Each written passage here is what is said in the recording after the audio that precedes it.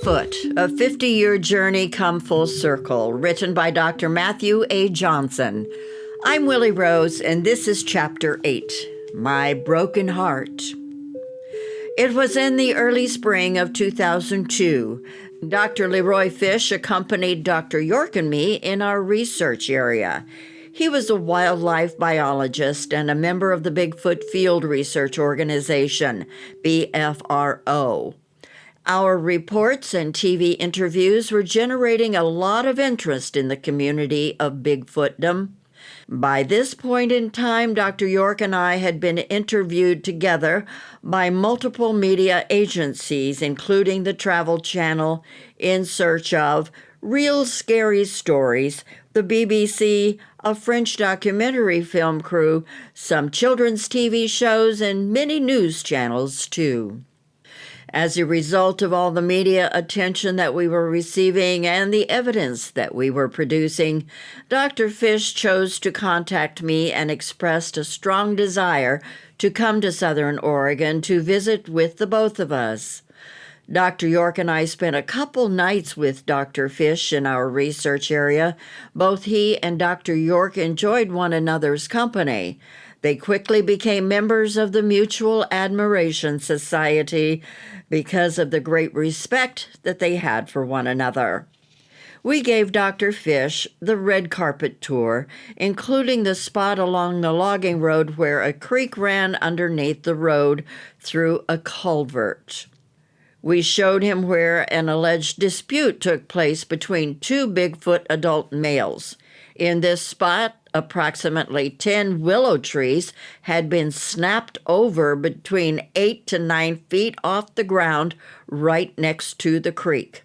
Also, a 500-pound boulder had been placed right next to the strand of snapped-over trees. 5 of us very large and strong men could not lift the rock up together. The rock had not rolled down the hill, as some research teams initially speculated. The evidence on the rock was clear. The base of the rock, where it was stuck in the dirt, was very dirty. There was no other dirt to be found on the rock.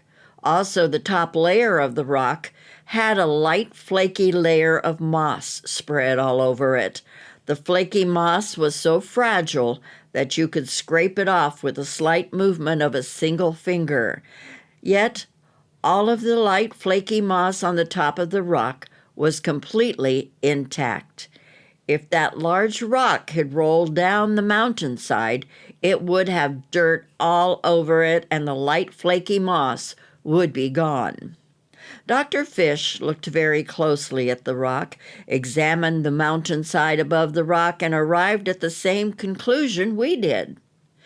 The very large and heavy rock had been intentionally placed on the road right next to the snapped-over willow trees for a reason. He asked how we knew that there was a dispute that led to the snapping of the willow trees and the placement of the large rock. We proceeded to tell him about our informant, Crazy Jack, a gentleman that we had met during the early summer of 2001. He occupied the lookout tower on the top of the ridgeline and was trying to communicate with us by flashing a mirror at us. I had a map and figured out how to reach the tower via the logging roads on the other side of the ridgeline. Unfortunately, the last 200 yards of the road were steeper than steep, and we had to walk up the hill on foot. There was no way that I was going to drive my Suburban up or down that incredibly steep hill. When we made our way to the top of the hill and stood at the bottom of the lookout tower, Crazy Jack came down the tower stairs, screaming and cussing all the way at the top of his lungs. He was telling us about how he fought in the Vietnam War and that he had killed a lot of men, and he had no problem killing a few more. He also said something about cutting off our heads, crapping down our throats, and mailing our skulls to our next of kin. We were all kind of looking at one another and smiling, acknowledging to each other that we thought his bark was worse than his bite. He wasn't carrying any weapons, so we knew that we were safe. When he finally reached us, I walked up to him, stuck my hand out, and said, "Hello, I'm Dr. Johnson, and these are my friends. We are the group of men that you were trying to communicate with this morning by flashing your mirror at us from on top of your tower." He responded, "Well, why didn't you say so? I apologize for being so rude, but you never know who you're going to run into up here in the mountains." "So what are you guys doing down there every 2 to 4 weeks?" I told him about our newfound hairy hobby, that we were Bigfoot researchers. Crazy Jack thought it was cool and stated, "Those animals are very real. I had one down here at the foot of my tower just the other night. My dog was going crazy and barking up a storm." I looked over the edge and I could see him moving around. Then he started up the stairs and I started yelling and screaming at him, and I fired a couple of warning shots. He jumped off the stairs and ran away in a hurry. It didn't take him many steps to cover a lot of ground. We exchanged cell phone numbers and kept in touch with Crazy Jack every time we drove up to our research area. He kept an eye on things to let us know whether or not other people were visiting our area. Also, he kept us informed about whether or not he saw or heard any Bigfoot activity in the area. That's how we learned about the alleged dispute between the two Bigfoot males at the bottom of the hill, near where the creek was coming down the mountainside and crossed underneath the road through the culvert. Thereafter, when we drove up to the area, Crazy Jack would give me a call or I would give him a call. He told us about the dispute that took place in the middle of a pitch-dark night. We went and investigated, and that's when we found the snapped-over willow trees and a large heavy rock that had been placed on the road right beside them. He had no knowledge about the snapped-over trees or the placement of the large rock. He could not see them from the tower. The story that Crazy Jack told fascinated Dr. Leroy Fish. He wanted to go up to the tower and meet the storyteller. I made a deal with both Dr. Fish and Dr. York that I would transport them to the base of the steep hill. Then they would have to wait while I went and got Crazy Jack to come down the hill and meet with them. They agreed. However, when we reached the base of the hill, both Dr. Fish and Dr. York told me that they thought they could make it up the hill just fine without any difficulties. Keep in mind that Dr. Fish was 59 and Dr. York was 69. Neither one of them were in very good shape. Matter of fact, it was my assessment that their egos were getting in the way of proper decision-making. I kindly stated as much, but they both argued with me that if they took their time, they could reach the top without the trip killing them. Well, they made it. We stopped several times along the way, and I was scared to death. The journey was much tougher than either one of them anticipated. Nevertheless, they were able to enjoy meeting Crazy Jack, listening to his stories, and they both enjoyed the view. They were correct. The journey up the mountainside did not kill them. Well, at that moment in time, it didn't kill them. However, approximately 1 week later, Dr. Leroy Fish died in his shop from congestive heart failure. I felt so bad when I heard about his passing. I kicked myself in the butt over and over again regarding the fact that I should have made both he and Dr. York wait at the bottom of the steep hill like they had promised that they would. It broke my heart to know that his hike up that very steep hill may have been the catalyst for his early demise. I told this to Dr. York, and he responded to me by saying, "Matt, when it's your time to go, it's your time to go." At least he enjoyed being here with us, learning more about Bigfoot, meeting Crazy Jack, and he got to enjoy the incredible view. He died doing what he loved doing. There's no better way to go than that. Well, I didn't tell Dr. York this, but I sure as heck wasn't going to allow him to march up any more steep hills in the future. Matter of fact, Bill had talked about going up the hill to visit with Crazy Jack to catch up on any stories, and I simply called him on the cell phone and handed it to Dr. York. I watched over him like a baby. We grew to become best friends, and he was like a father figure to me.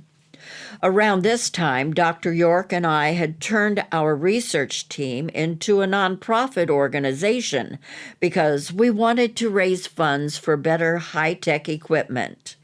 We figured with all of the media attention that we were receiving that we could obtain tax-deductible donations to help us out with our goals. We were too dependent on the kindness of Don Moser and his high-tech equipment. He wasn't always available to come out with us every time we were in the field.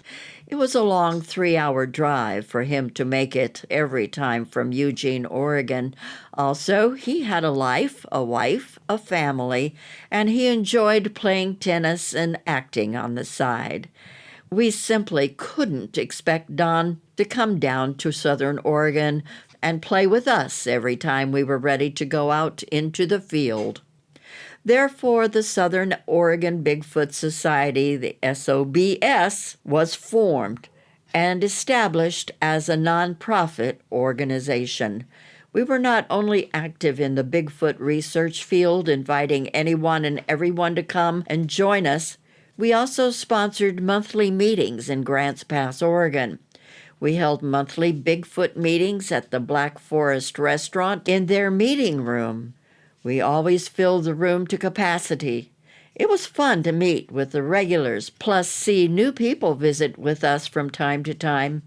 Unfortunately, we had a member in the Southern Oregon Bigfoot Society who took it upon himself to use the nonprofit status for his own personal gain. Dr. York and I didn't want anything to do with his unethical behaviors. We certainly didn't want the IRS breathing down our necks because of him. In November 2003, we were experiencing a warmer winter than usual in Southern Oregon. There was no snow in our research area yet. Dr. York and I made our way out to the research area for some alone time. We didn't have the large crowds with us. It was just the two of us. We enjoyed our walks through the forest and our time sitting around the campfire at night. I always enjoyed listening to his stories about his time in Africa. One night, while sitting around the campfire, we discussed the individual who was taking advantage of our nonprofit status for his own personal gain. I was the president of the SOBS, and Dr. York was the vice president.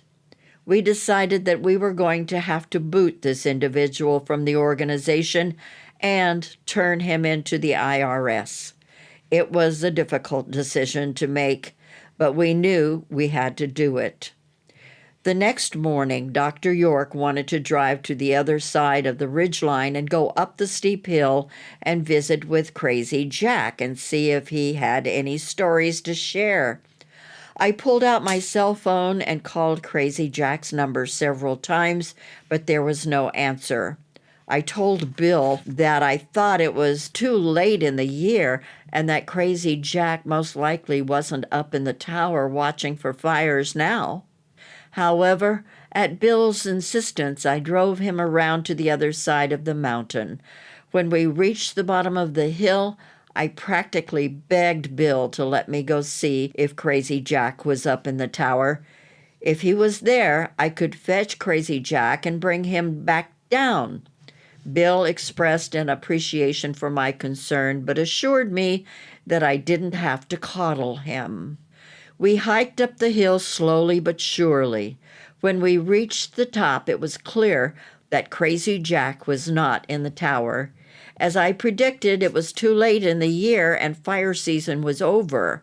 There was no need for Crazy Jack to man the lookout tower. Bill said, "Well, Matt, we still get to enjoy this incredible view." Incredible it was. The views were spectacular. I enjoyed this moment of quiet solitude with my very good friend. I can still see him standing there, taking in the view and taking deep breaths of the fresh, crisp air on top of the mountain. About a week later, I was driving back to Grants Pass, Oregon, from my parents' home in Salem, Oregon. I received a call from my wife, who informed me that Dr. York had passed away the previous night in his sleep. I almost drove off the highway. I felt my heart break in half. I cried and cried and cried the rest of the way home. I was sobbing so hard that I couldn't see straight. I felt like I had just lost my best friend and father all wrapped in one package. While driving my Suburban, I became angry and started yelling at Bill. "Why wouldn't you listen to me? I told you that you shouldn't have hiked up that damn steep hill. I told you that that hill probably killed Dr. Fish and that it might kill you too, but you wouldn't listen to me." I cried and cried some more. The wind was officially out of my sails. I was numb. I was done. I threw in the towel. The following week, I resigned from the Southern Oregon Bigfoot Society. I no longer had Bill on my side to take care of business and clean house. Therefore, I turned the reins of the organization over and walked away from everything. I stopped going out to the research area, and I stopped involving myself in anything Bigfoot related. I was done. Shortly thereafter, I lost my marriage and had no motivation to keep going out into the field. I had met my second wife during this time and started focusing more on our relationship and the transition that my 3 children were going through. Don't let anyone fool you. Divorce sucks for everyone, no matter how hard you try to smooth things out for the kids. I didn't have time to go out and conduct Bigfoot research in the middle of this significant transition that was occurring for my children and myself. I spent time playing with them and coaching their teams. My second wife enjoyed hearing about my Bigfoot research stories, and she strongly suggested that I get back up on the horse and go back out into the mountains. I really wasn't that interested.